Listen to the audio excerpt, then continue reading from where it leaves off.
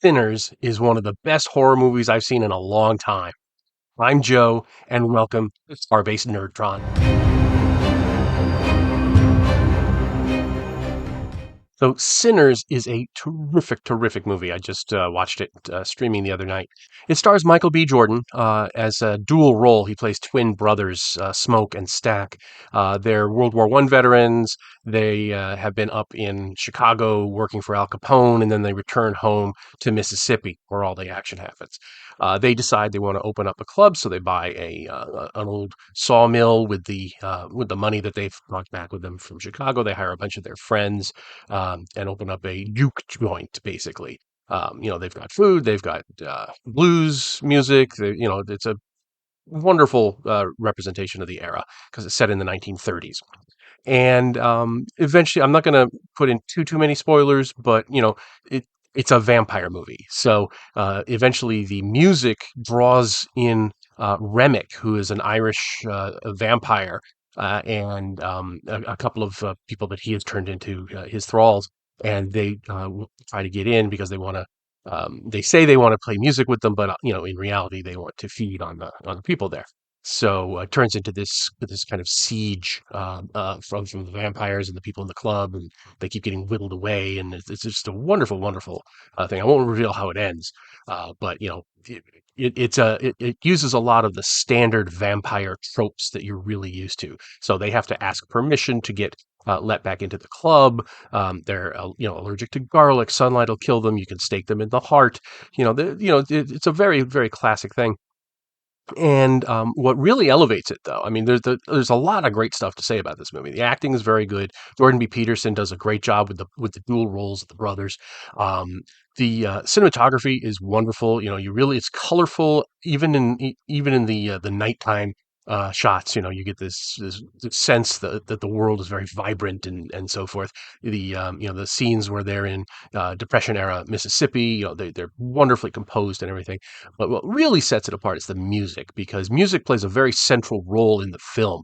The club itself is, it features the blues music by these famous musicians, and Sammy, who's related to the brothers and stuff. And it's the music that draws Remick the vampire into to the club, because they talk at the very beginning about how music has this mystic ability to pierce the veil between living and dead, and very, very, very well done. Music itself's great, and it gives a really wonderful. Just it elevates the whole film to much bigger heights than it might otherwise have had. You get some stuff about there's the Klan is involved in this in a way. There's a lot of historical bits that are thrown in there to give you a real feeling of immersion in the culture of the Depression era Mississippi, as you would expect it to be. There's sharecroppers and things like that.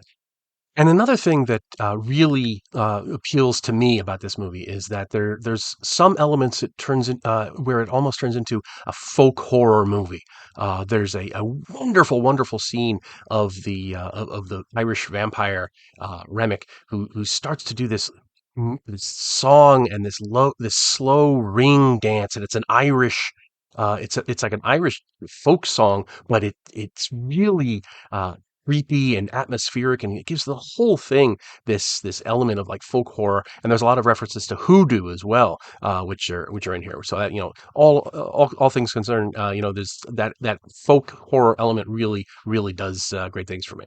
And what it feels like is sort of From Dusk Till Dawn meets Oh Brother, Where Art Thou? There's a real sense there, that you've got the bar club where where this big vampire fight is happening, and the movie tonally shifts halfway through in the same way that From Dusk Till Dawn does. Where it starts off, it's like a regular film about two brothers setting up a jazz club, a blues club, and then all of a sudden it goes in on 90 degrees, and now you're talking about vampires and stuff. So it's really, really cool.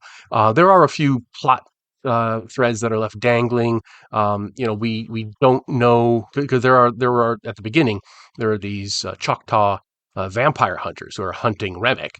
and he evades them eventually, but they never show up again. They're just kind of, they lose him and they walk out of the thing. So I'm not really sure what purpose they served narratively, but on the whole, it is just a wonderful, wonderful movie, and I couldn't recommend it enough. 5 stars out of 5. Definitely see it, and it is streaming right now as I speak. So, hope you're all having a wonderful day, and I will talk to you all later.